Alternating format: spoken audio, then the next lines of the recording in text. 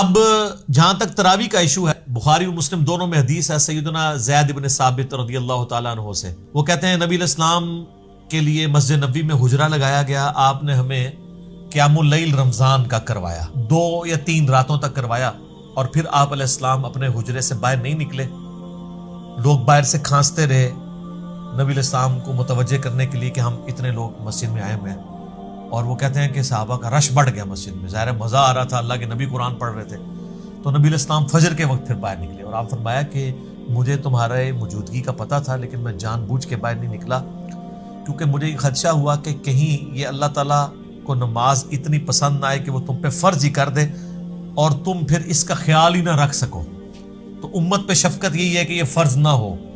اور پھر ایک طریق کے اندر بخاری کے الفاظ ہیں، آپ علیہ السلام سخت ناراض ہوئے اسی حدیث میں، اور آپ نے فرمایا کہ جاؤ اپنے گھروں میں جا کے نماز پڑھو، اور وہ جو میں نے پہلی حدیث بیان کی تھی نا، وہ اسی حدیث کا ہے۔ آپ علیہ السلام فرمایا کہ مرد کا فرض کے سوا باقی جو نفلی نمازیں، سب سے افضل نماز وہ ہے جو اپنے گھر میں پڑھتا ہے، میری اس مسجد میں نماز پڑھنے سے بھی بہتر نماز ہے۔ یعنی اللہ کے نبی کے پیچھے کوئی فرض نماز کے سوا نفلی نماز پڑھے اور مسجد نبوی میں بھی پڑھ رہا ہو، تب بھی ان دونوں سے بہتر ہے گھر میں وہ نفلی نماز پڑھے۔ تراویح کی نماز نفلی نماز ہے، سنت موقدہ کہہ لیں یا جو بھی اس کو ساتھ کہنا ہے، تو نفلی نماز ہے، تو باقی چیزیں تو پھر بالکل چھوٹی رہ جاتی ہیں۔ اگر اللہ کے نبی کے پیچھے پڑھنے سے، مسجد نبوی میں پڑھنے سے بہتر ایک مرد کے لیے گھر میں نفلی نماز پڑھنا ہے، اور یہ قیام رمضان کی بات ہو رہی ہے تراویح کی، تو نبی علیہ السلام نے یہ ترغیب دلائی کہ قیام رمضان گھر میں کیا جائے، اس چیز کی آپ علیہ السلام نے ترغیب دلائی، اور یہی وجہ ہے کہ آپ کو پتہ ہے شیعہ کا اس میں پھر بڑا ایکسٹریم موقف ہے، وہ تو اسے بدعت سمجھتے ہیں، اور دوسری طرف سنیوں نے ایک ایکسٹریم رویہ اختیار کیا ہے کہ پبلک کو یہ کہانی کرا دی کہ جو تراویح نہیں پڑھتا اس کا روزہ ہی نہیں ہوتا۔ اب جب ہم کہتے ہیں کہ یہ کہاں لکھا ہوا ہے، تو کہتے ہیں ہم نے تو کبھی کہا نہیں ہے، تو یہ کون کہانی کروا گیا؟ صدیوں سے کہہ رہے تھے کہ جی وہ بغلوں میں بت رکھ کے آتے تھے، ابھی بھی کروڑوں عوام ان کی یہی کہتی ہے، لاکھوں نہیں کروڑوں، تو رفع دین ہوتا تھا۔ ہم کہتے ہیں کہاں لکھا ہے، کہتے ہیں جی پتہ نہیں، یعنی وہ اسی طریقے سے جیسے وہ کہتے ہیں نا یہ ہمارا جوڈیشری کا بیان نہیں ہے، یہ ویسے ہم نے ایک بیان دیا ہے، مزہ بھی لوٹ رہے ہیں ان بیانات کا، پبلک کو کہانی کروائی ہوئی ہے، اور دوسری طرف جب ہم اس کو لے کے آتے ہیں علمی عدالت کے اندر تو مکر جاتے ہیں۔ یہاں پہ بھی انہوں نے یہی کیا ہوا۔ افضل یہ ہے کہ گھر میں پڑھیں، حتیٰ کہ صحیح مسلم میں حدیث ہے، حضرت ابو ہریرہ کیٹیگوریکلی کہتے ہیں کہ نبی علیہ السلام اپنی پوری زندگی قیام رمضان کی صرف ترغیب دلاتے رہے، اور یہ کہتے رہے کہ جو شخص ایمان اور احتساب کے ساتھ، یعنی ثواب کی نیت کے ساتھ، اللہ کی خوشنودی کی خاطر قیام رمضان کرے گا، اللہ تعالیٰ اس کی پچھلے ساری خطائیں معاف کر دے گا۔ بس یہ ترغیب دلایا کرتے تھے، آپ علیہ السلام اس کی کوئی فرضیت نہیں بتایا کرتے تھے، حتیٰ کہ آپ دنیا سے تشریف لے گئے۔ پھر سیدنا ابوبکر کا دور آیا اور یہ معاملہ اسی طریقے سے ان اٹینڈڈ چلتا رہا۔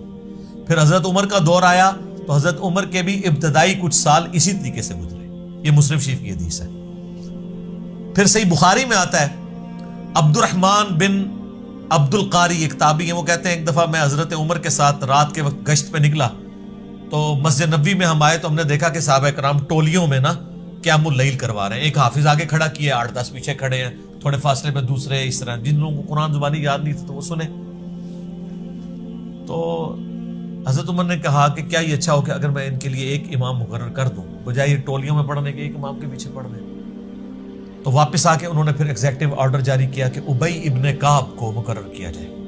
وہ آیا نا 4 بندوں سے قرآن سیکھو، ان میں ایک ابی ابن کعب بھی ہیں جو بخاری مسلم میں آتا ہے، ان کو مقرر کیا کہ لوگوں کو قیام رمضان کروائیں۔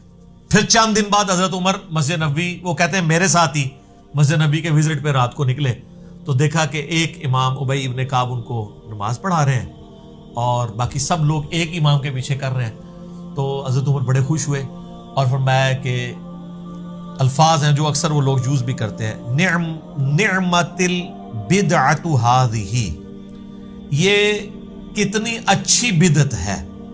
وہ کہتے ہیں دیکھیں جی اچھی اور بری بدعت ہوتی ہے۔ ہمارا ایک معصومانہ سوال ہے، اس میں بدعت کہاں سے ہوئی ہے؟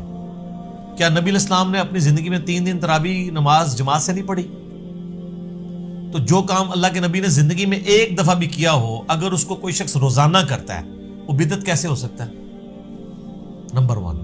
نمبر 2، نبی علیہ السلام نے اس کو ایز اے سنت جاری فرمایا اور کہا کہ مجھے یہ خدشہ ہے کہ کہیں فرض نہ ہو جائے۔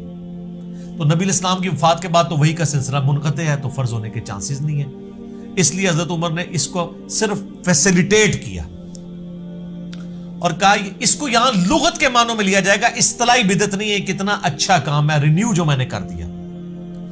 اور یہ وہ کہہ کر ساتھ انہوں نے ایک جملہ بولا، یہ صحیح بخاری میں 2010 نمبر حدیث ہے، یہ مجھے زبانی یاد ہے کیونکہ اس کے اندر بڑے مدنی پھول ہیں. انہوں نے کہا اس سے بہتر وہ نماز ہے جو رات کے آخری پہر میں اٹھ کے ادا کی جاتی ہے. بس یہ کہ وہاں سے چلے گئے، یعنی مراد یہ کہ وہ حضرت عمر والی نماز پڑھتے تھے اور یہ جسٹ فیسیلیٹیٹ کیا. حضرت عمر بھی اس کو افضل نہیں سمجھتے تھے، لوگوں کو اکوموڈیٹ کیا.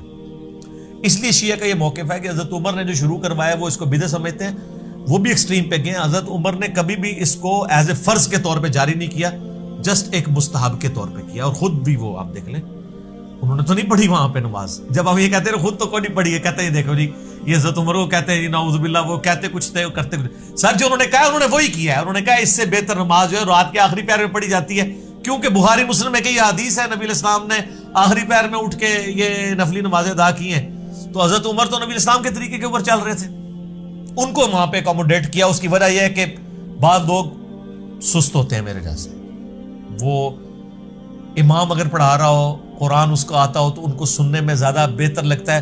اکیلے اٹھ کے کون، ہر ایک کو قرآن بھی یاد نہیں ہوتا.